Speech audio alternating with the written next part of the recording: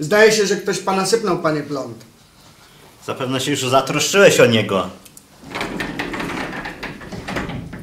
Miałbym się pozbywać tak cennego towaru?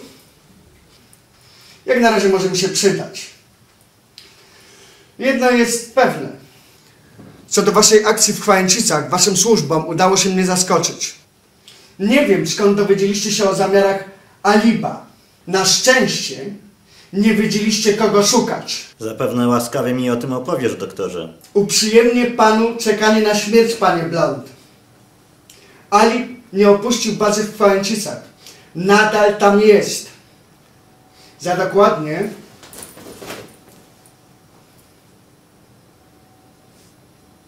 3 godziny Amerykanie przetestują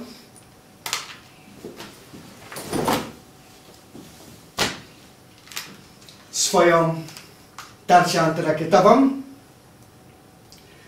i będą mieli zamiar zestrzelić ją pociskiem. A gdyby tak system zawiódł i zamiast nieszkodliwego pocisku uderzyłaby broń jądrowa,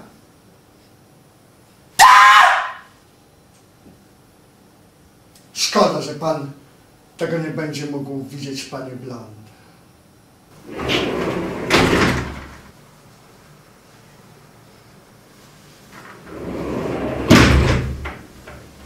To jest dr Hans. Praktykuje sprawdzone metody zadawania bólu.